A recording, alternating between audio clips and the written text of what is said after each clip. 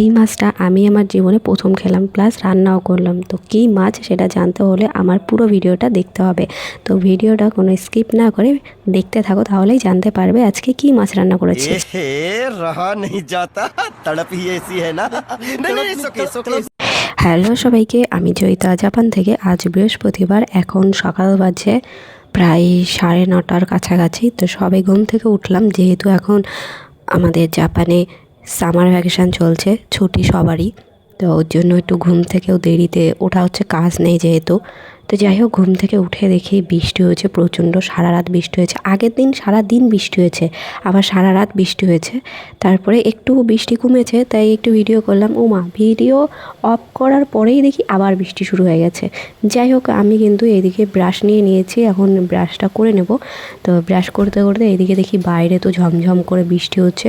সে মানে এত বৃষ্টি হচ্ছে, মানে ইন্ডিয়াতে যদি এমন বৃষ্টি হয় তো পুকুর মাঠঘাট সব ভেসে যাবে, এমন বৃষ্টি হচ্ছে। তো যাই হোক, বেশ অনেক সময় ধরেই বৃষ্টি হয়েছিল। তারপরে একটু রোদ্দুর উঠেছিল, আমি তখন রান্না করতে যাব, তো মাছটা ভিজিয়ে রেখেছিলাম। মাছ ভিজিয়ে রেখে একটু বসেছিলাম, তখন দেখি প্রচণ্ড রোদ উঠেছে।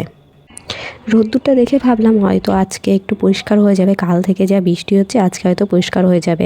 তো যাই হোক, তারপরে কিন্তু আমি রান্না করতে চলে গেছিলাম, আর রান্নার এদিকে সব কিছু গুছিয়ে নিয়েছি, কেটে কুটে সব গুছিয়ে নিয়েছি। আর আজকে আমি রান্না করব আর মাছ। এটা আমি প্রথম রান্না করছি এবং প্রথম খাবো।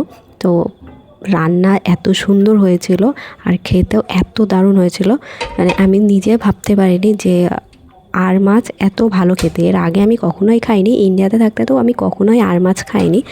আর এখানে এসে আর মাছটা খেলাম, বেশ ভালো লাগলো।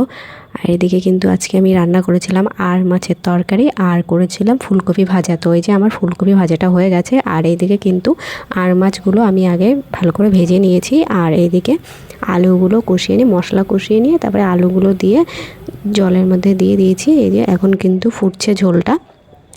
তার মধ্যে আমি এদিকে বাইরের দিকে তাকিয়ে দেখি আবার মেঘ হয়ে গেছে, কোথায় রোদ্দুর কোথায় চলে গেছে কিছুই বোঝা যাচ্ছে না। আবার মেঘ হয়েছে, প্রচণ্ড বৃষ্টি নেমেছিল, এবং আমি রান্না করতে করতে এত বৃষ্টি নেমেছে আমার ঘরের মধ্যে জল চলে এসেছিলো। ঘরের জানলাটা খোলা ছিল, পুরো ঘরে জল চলে এসেছে, আর জামা কাপড়গুলো সবই ভিজে গেছিলো। যাই হোক, এদিকে কিন্তু আমি রান্না করতে করতে একটু আয়নার সামনে পোজ দিচ্ছিলাম। তো যাই হোক, এদিকে কিন্তু আমি মাছগুলো দিয়ে তরকারিটা নামিয়ে নিয়েছি, আর নামানোর আগে গরম মশলাটা দিয়ে দিয়েছিলাম। তো যাই হোক, তারপরে কিন্তু স্নান টান করে এদিকে ফ্রেশ হয়ে গেছি। তো ফ্রেশ হয়ে তো চলো এখন খাওয়া দাওয়াটা করে নিই। তো খাওয়া দাওয়া করে এদিকে কিন্তু বাইরের ওয়েদারটা তোমাদেরকে দেখাচ্ছিলাম। বাইরে কিন্তু একটু বৃষ্টি কমেছিল, তবুও হালকা বৃষ্টি হচ্ছিলো, কিন্তু আগে যা প্রচণ্ড বৃষ্টি হচ্ছিলো কি বলবো। যাই হোক, এখান থেকে আমার ঘরের বেলকনির থেকে একটা পাহাড় দেখা যায়। ওই পাহাড়টা এত সুন্দর লাগছিল আজকে, পাহাড়ের উপর দিয়ে ওই হালকা মেঘ, এত ভালো লাগছিল কি বলবো। তো যাই হোক, তারপরে কিন্তু আমি দুপুরে একটু ঘুমিয়ে পড়েছিলাম। তো ঘুম থেকে উঠে এদিকে আবার ক্যামেরা অন করে পোজ দেওয়া শুরু করে দিয়েছি। আর ঘুম থেকে উঠে আবারও কেমন যেন ঝিমাচ্ছিলাম আমি, মানে ঘুম পাচ্ছিল আবারও। তো এদিকে আবার বৃষ্টির শব্দে আবার গেল ঘুমের 12টা বেজে।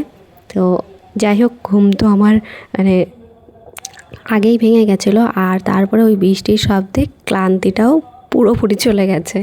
যাই হোক, এইদিকে বাইরে হচ্ছে বৃষ্টি, আর এইদিকে আমার হাজব্যান্ড আজকে পিৎজা। আর যাই হোক, আমার উচ্চারণটা ঠিকঠাক হয়নি, তো পিৎজা অর্ডার করেছিল, তো সেটাই কিন্তু আমরা দুজনে খেয়েছিলাম। আর পিৎজাটা বেশ ভালো ছিল। যাই হোক, পিৎজা খাওয়ার পরে বেশ অনেকক্ষণই একটু মুখটা বন্ধ ছিল। আর বৃষ্টির দিনে না এত মুখরোচক খাবার খেতে ইচ্ছা করে কি বলবো। যাই হোক, কালকে তো বানিয়েছিলাম চিকেন ঘুগনি, তো সেটাই ছিল, সেটা ফ্রিজ থেকে বের করে গরম করে আবার সন্ধ্যের সময় দুজনে খেলাম। ভিডিওটা এই পর্যন্তই, চলো টাটা, দেখা হবে নেক্সট কোনো ভিডিওতে। ততক্ষণ সবাই ভালো থেকো।